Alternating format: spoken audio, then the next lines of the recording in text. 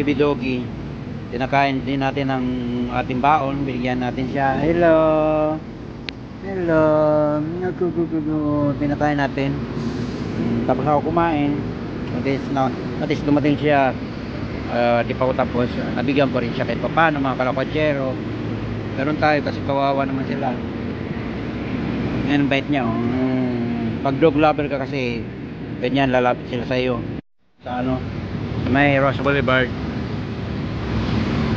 Ay siya kumain. Dito ako mga kalakotsero sa Rosa Boulevard. Ayan o, yung katabi ko, katapat ko ang BPI o. Bangko yan.